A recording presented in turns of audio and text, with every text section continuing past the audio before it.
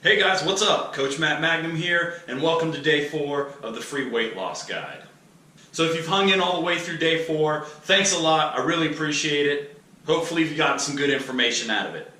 Now today's the last day, so I am going to give a quick recap of what we've covered so far, but I don't want to waste your time, so it is going to be a quick recap, and then we're going to talk about 2 of the things that I think are the most important things that people tend to miss. One is I'm going to expand a little bit on the mental game, but really today I'm going to talk about the actual science of exercise. You have 2 real sides to exercise. You have the clinical side of what scientists have studied about exercise in a laboratory experimental setting, and then you have the bro science side of things, which just comes from years of people working out and anecdotally telling each other what's worked for them over time. And those 2 sides don't always agree or see eye to eye, but there's a lot of benefits to just cherry picking the best of both worlds and walking that line in between. And then yes, after that full disclosure, I'm going to give you an amazing offer on how you can work with me, Matt Magnum, and continue our relationship and your great success into the future. But like I said, if you watch the free guide, if you understand the free guide, if you process the free guide, then you will be more than equipped enough to go out on your own and get some great results that way as well. But first off, the overall philosophy. Now we've already said we don't just want to lose weight. We really want to do is improve our body's composition. We want to lose body fat while improving our body's performance and increasing lean tissue, aka muscle. Remember, especially to you ladies out there, toning is just a made-up word for marketing. You don't want to tone, you don't want to shape. All that stuff is just fuzzy names to distract you from the fact that you're building muscle. So we want to drop body fat, we want to build muscle, we want to improve the body's performance. But most people think in terms of weight loss, so that's what I'm going to say, but that's what we mean. So the best way to do that is to create a sustainable, healthy calorie deficit over time. Now we do that by building and improving your body's own natural metabolism rather than just cutting calories down to nothing. We're not going to extreme diet or buy into fads or hype. We're just going to eat intelligently. We're going to make smart food decisions. We're going to fuel our workouts and our activity, but we're not going to overeat to the point that we're adding body fat. We're going to use resistance training to build muscle, and we're going to use high-intensity circuits and interval training to build your body's conditioning and burn extra calories. I put high intensity in quotations because high intensity is relative to where your fitness levels are. That shouldn't scare you because high intensity is scalable to anybody's level. So the nutrition, we're focusing on whole foods. Nothing matters if you're eating a bunch of processed junk. We're going to eat the correct amount of calories. We're not going to cut calories down to nothing. Then your metabolism and your energy levels drop to nothing, like a car out of gas. So we need enough calories to fuel activity, but we're also not going to hold the pump down till the gas is spilling out of the tank onto the ground either. Maintain about a 3/4 tank at all time, and that'll give you what you need. Macronutrient ratios, to keep it simple, for most people I recommend either the zone macronutrient ratios, or if you want to do a low carb option, a ketogenic diet. But keep in mind, the ketogenic diet is a lifestyle. It's not something you can dabble with Monday through Friday and then go crazy with carbs on the weekend. That defeats the purpose. If that's what you're more inclined to do, stick with the zone diet ratios. But there are seemingly a lot of health benefits associated with the ketogenic diet over the short and long term. And finally, meal timing. It's often talked about as something that's really important, but at the end of the day, as long as you eat enough around your workouts to fuel activity and recovery, then as long as you hit your numbers the rest of the day, I do not care when you eat, as much as the quality of what you're eating. How you divvy up your meals is up to your convenience and your lifestyle. If you hit your numbers, if you fuel your workouts and recovery, anything else is just bonus. The workouts, we're using compound movements, lots of joints, lots of muscle groups, all in a unified effort. We're going to start with body weight exercises, and then we're going to eventually graduate to barbell exercises. You should never completely eliminate the body weight exercises. Body weight exercises are really undervalued and underrated. They are great for you. But the #1 strength tool in the history of mankind is the barbell. So everybody should be doing both. We're going to build strength primarily with straight sets, but we will involve some traditionally strength exercises in the circuits as well to build conditioning and muscular endurance. The conditioning will consist of the high intensity training, the aforementioned circuits, intervals, and there will be some steady state cardio. But the emphasis will be on the high intensity portion. And again, that's relative to you. It is scalable to any fitness level. It should never lead to injury or intimidation, just a really good workout. And that's the review. That's like 80 to 90% of my programming in a nutshell right there. Everything else is just fine details, exercise selection, and then tweaking for individual preferences and requirements. Now, I touched on this in one of the earlier videos, but I think it's really worth revisiting the mental game of things. So many people think of exercise as a physical endeavor, and of course it is, but the body is controlled by the mind. So your body will ever only be as good as your mind allows it to be. And I say that because it is up to you. Now, we're all ultimately limited by our genetic potential, but most of us have a much higher ceiling than most of us ever realize. So ultimately in this endeavor, or in any endeavor, or in the quality of your life, or whatever, just a life lesson in general, it is ultimately your constant thoughts that lead to your actions, and it is your daily actions over time that constitute your habits. And it is your habits that ultimately lead to whatever results you want to get in whatever endeavor you're trying to achieve them in. Now, the problem is most of us treat our thoughts as a passive entity. We just think the thoughts that randomly pop into our head throughout the day.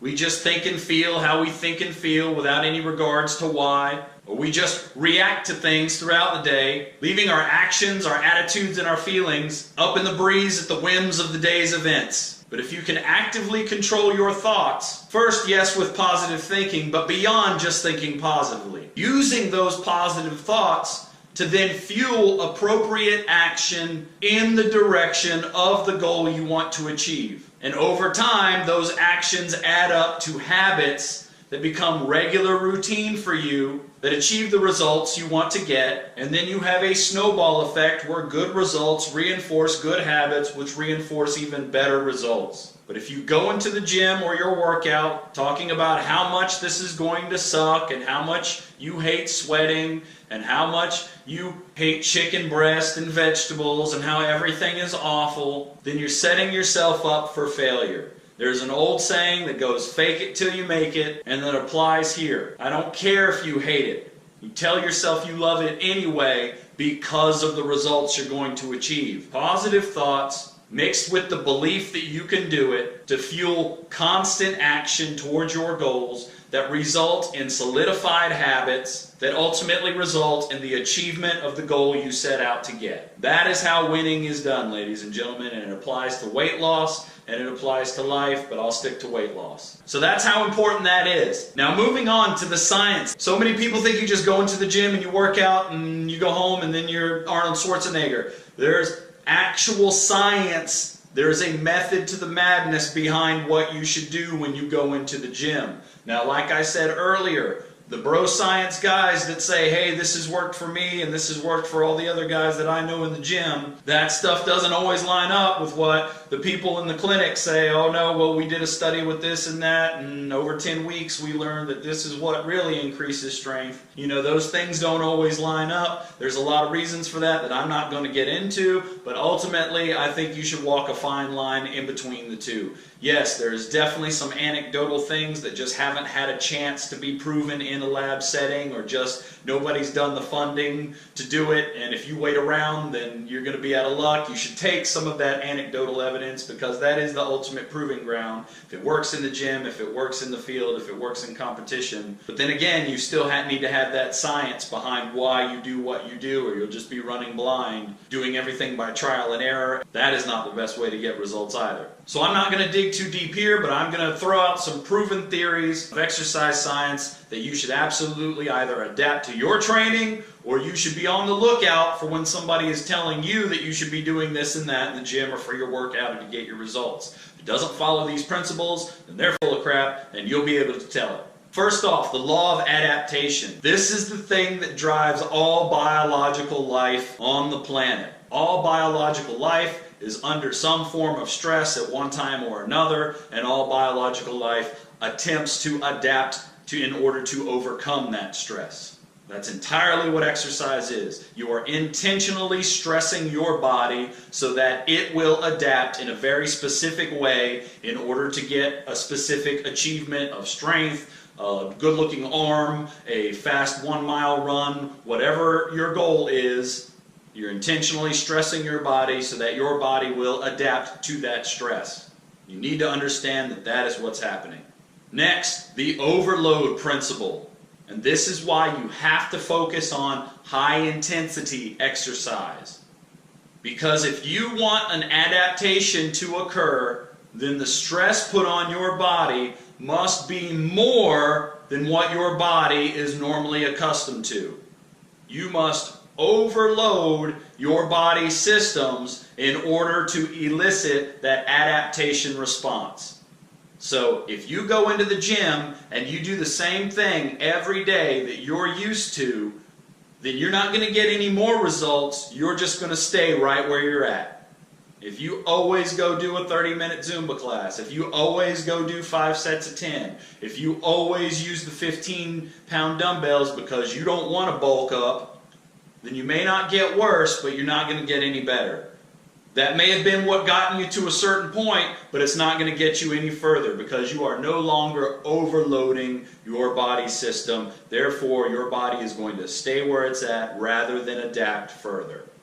So how does your body adapt? There's lots of ways if you want to get deep into the whatever. I'm not doing that here. General adaptation syndrome, or the gas principle. In a very vague and general way, this is how your body adapts to all stress, whether it's working out, whether it's overcoming illness, or whether it's sitting in a sauna. It doesn't matter, the principle is the same. First, when your body's introduced to a stress, initially your performance decreases. So when you work out, initially you do a 30-minute workout. At the end of the workout, you are now tired, so you are in worse shape than you were at the beginning of the workout when you were fresh. So initially, because of the stress put on your body, your performance is actually decreased in the short term. But then there is an adaptation period where your body attempts to overcome the stress. So if you're ill, your immune system builds antibodies. If you ran a mile, your body tries to build more red blood cells. If you did a lot of weight training, your body tries to build more muscle fibers or improve the strength of those fibers. And then ultimately, you achieve a higher level of performance, whether that's your immune system now being able to fight off future colds easier because of the introduction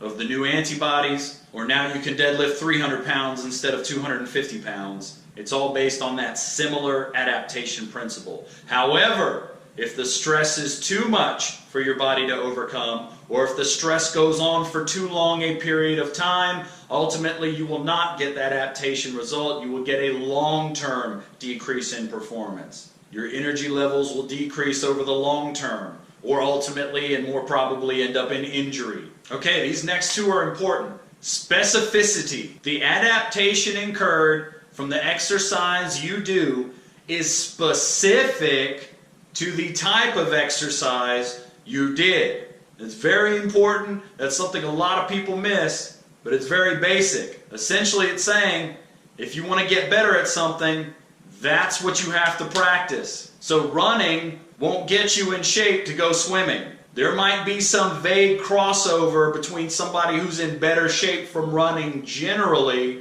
than somebody who's just getting off the couch and swimming for the first time. But ultimately, if you want to be a good swimmer, you have to swim. If you want to be a good weightlifter, you have to lift weights. If you want to lose weight, then you have to make sure you're overloading your system and creating that caloric imbalance, that deficit. Now, you can go to the gym and randomly exercise, and that will get you some results, but it's not going to get you where you want to be. Specificity is what makes exercise training. And you don't want to just go exercise. You want to go train, because training implies a goal. It's something you're working toward, specifically doing something a certain way so that you get a specific response in performance and improvement. Now here's the rub, the law of accommodation.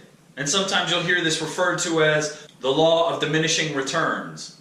And this simply states, as your body is exposed to the same level of stress over and over, eventually your body adapts or accommodates to that stress And therefore that same level of stress no longer elicits an adaptation. So if you get a cold and you develop antibodies, that means that same cold is no longer going to have the same power to make you sick. It's going to take a different strain of cold or whatever it might be. In the gym, what that means is if you always come in and do 3 sets of 10 with 50 pounds, then no matter how often you come in and do 3 sets of 10 with 50 pounds, you're only ever going to be able to do 3 sets of 10 with 50 pounds. Because your body has accommodated to that stress, the returns of that stress are diminishing, and you will have to achieve a new level of stress to continue to elicit an adaptation from your body. Now this also leads to an interesting interplay between accommodation and specificity.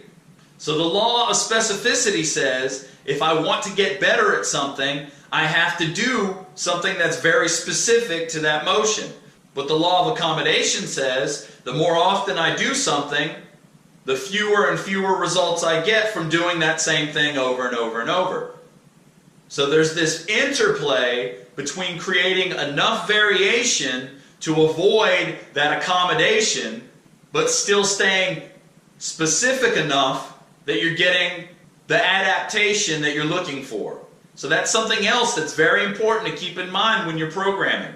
That interplay between accommodation and specificity.